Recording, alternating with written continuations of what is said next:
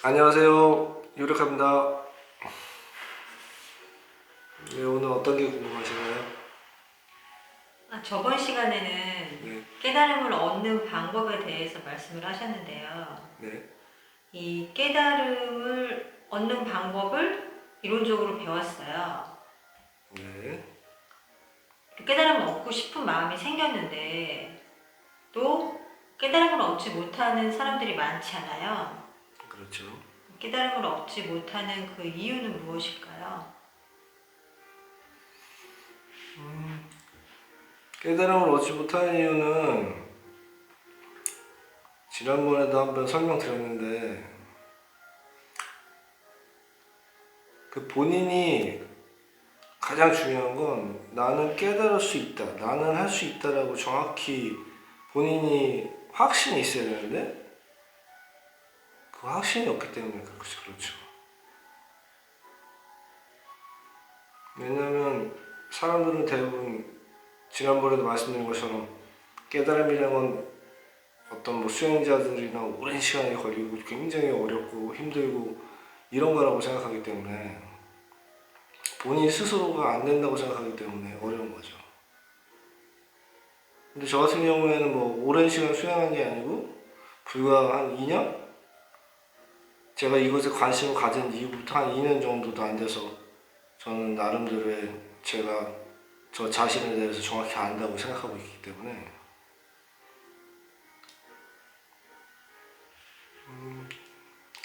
그리고 또 되게 중요한 거는 사실 이제 깨달음을 얻기 위해서는 엄청난 열망이 필요해요. 예를 들면 내 인생에 있어서 만약에 이번 생을 마무리한다고 했을 때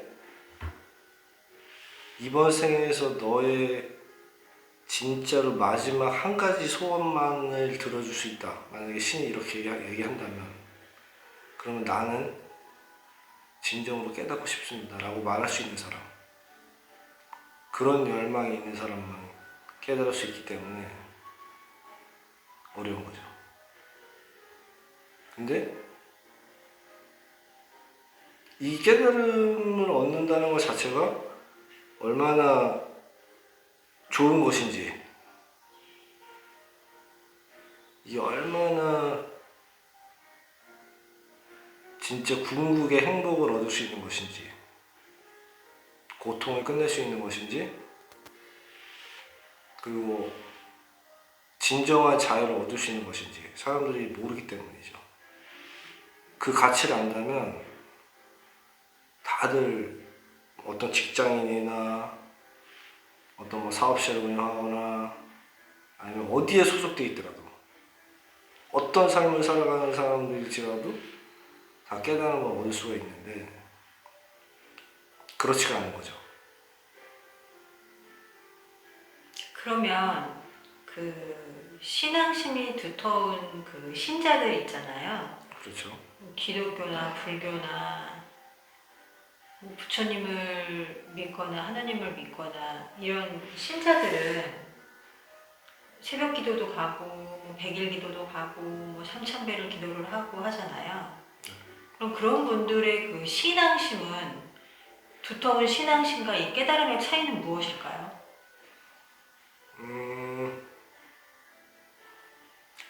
신을 그 신앙심이 두터운 분들은 이제 대부분 신을 보지 못했지만 신이 있다고 믿는 거죠. 부처님을 본 적은 없지만 부처님을 믿고 부처님의 가르침을 믿고 부처님의 가피를 얻으려고 하는 거죠. 그리고 만약에 뭐 기독교인들 같은 경우에는 하나님과 예수님을 진정으로 믿고 그분들한테 자기가 회개도 하고 소원도 빌고 이렇게 하는 거죠. 신이 있다고 믿잖아요. 그분들은. 근데 신이 있다고 믿고 신이 내 옆에 있다고 믿고 사는 분들이 많은데 그분들한테 불행한 일이 생기는 경우도 있잖아요.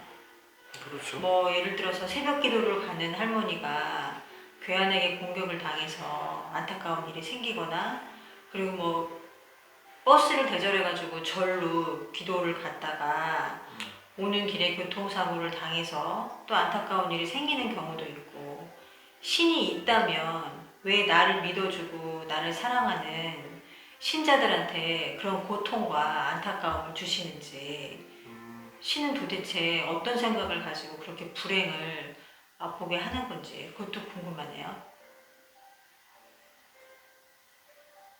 그러니까 대부분의 무신론자들은 저도 예전 마찬가지고 무신론자들은 그렇게 생각하죠. 신은 없다. 그렇죠.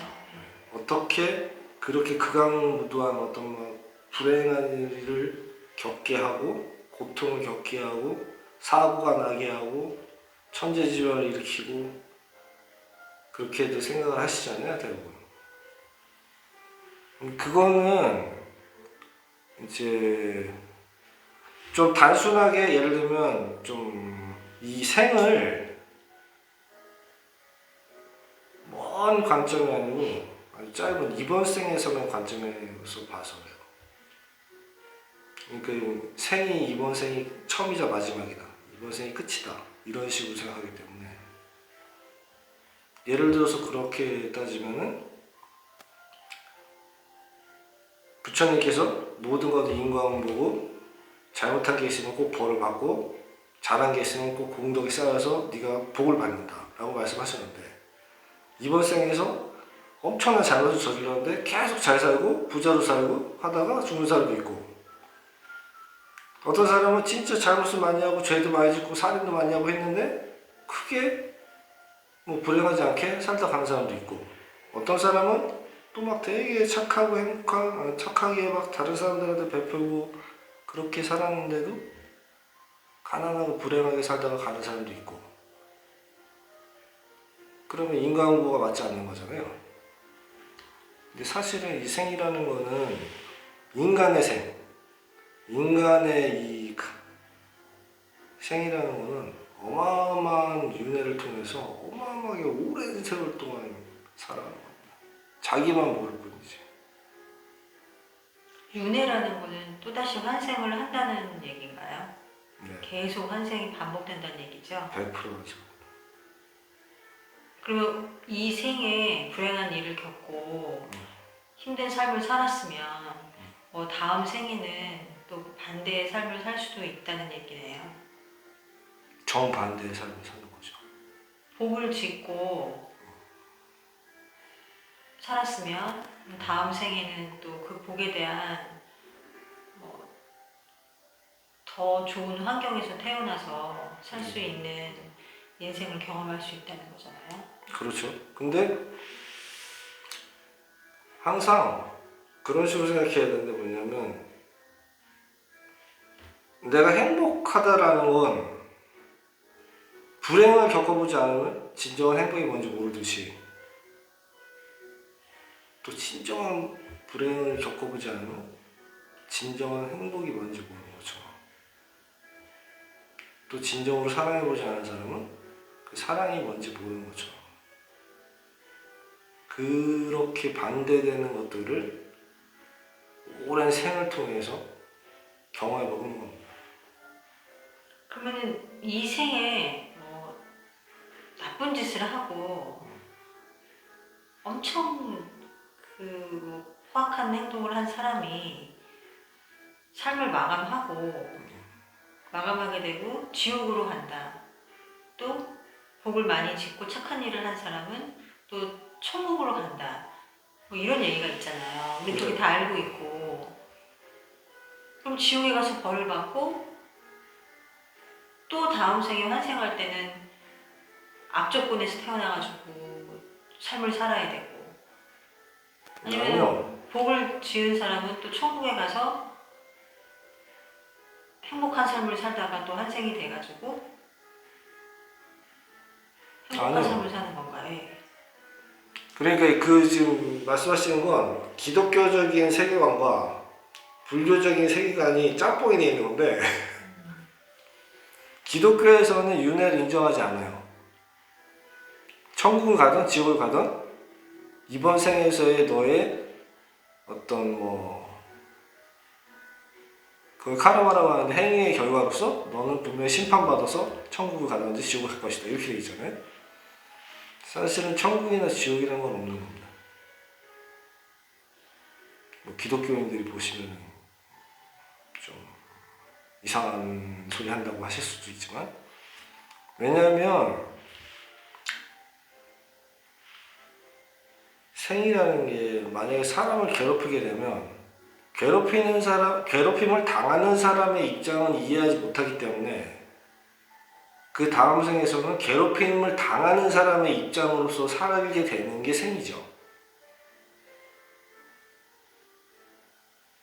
얘가 악독하게 진짜 뭐 수전노고 자리거비고 사람들은 전부 다 내 돈을 벌기 위한 착취의 대상이고 이렇게만 생각하면서 오로지 돈만 생각하면서 살았던 사람들은 착취의 대상자가 돼보지 않았기 때문에 그 사람들이 착취당하면서 막 그 울분이나 서럽고 막 힘든 거 있잖아요. 가난한 사람이 힘든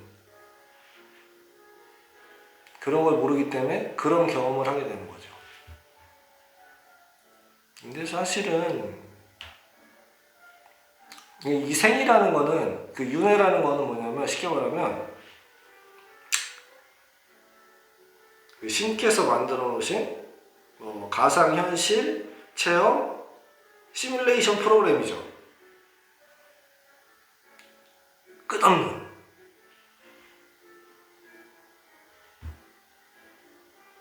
이해가 되시나요?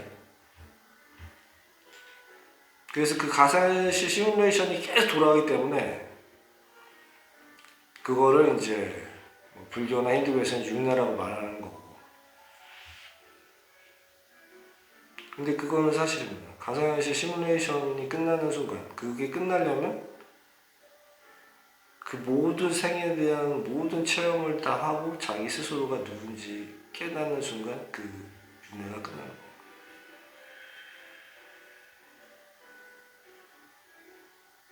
어마어마한 돈을 벌어서 그걸 갖다가 뭐 절이나 교회에 기부를 해가지고 그 공덕으로 윤회가 끝나고 넌 천국을 간다. 그렇게 단순한 논리가 아닙니다. 그건 이제 기독교에서 말하는 논리고 그렇지가 않습니다. 생이라는